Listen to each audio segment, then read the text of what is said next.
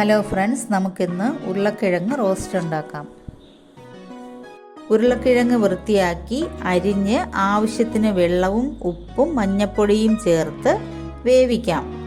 തീരെ അങ്ങ് വെന്ത് പോവരുത്, മുക്കാൽ വേവായാൽ മതിയാകും. ഇനി ചീനച്ചട്ടിയിൽ ആവശ്യത്തിന് എണ്ണ ഒഴിച്ച് കടുക് വറുത്ത ശേഷം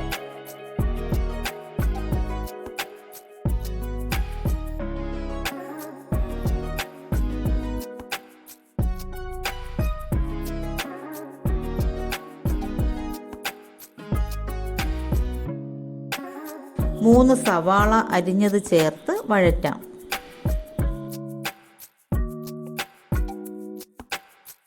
ഇതിൽ 1 ടേബിൾ സ്പൂൺ ഇഞ്ചി ചതച്ചത്, 1 ടേബിൾ സ്പൂൺ വെളുത്തുള്ളി ചതച്ചത്, 2 പച്ചമുളക് അരിഞ്ഞതും ആവശ്യത്തിന് ഉപ്പും ചേർത്ത് വഴറ്റാം.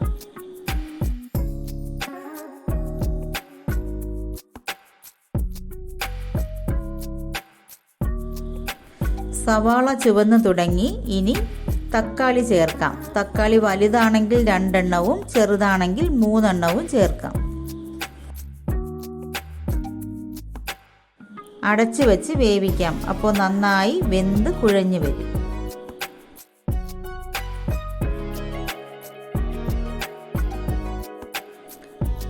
അടിക്ക് പിടിക്കാതെ നന്നായി ഇളക്കി കൊടുക്കാം.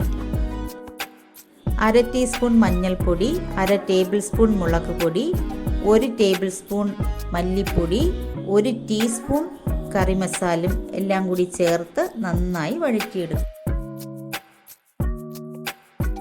തക്കാളി നന്നായി വെന്ത് കുഴഞ്ഞു തുടങ്ങി. ഇനി വേവിച്ച ഉരുളക്കിഴങ്ങ് ചേർക്കാം.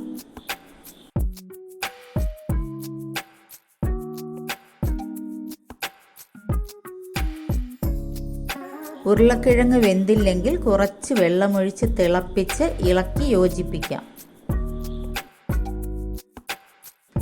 രുചികരമായ ഉരുളക്കിഴങ്ങ് റോസ്റ്റ് തയ്യാറായി. ചപ്പാത്തിക്കും അപ്പത്തിനും പറ്റിയ കറിയാണിത്.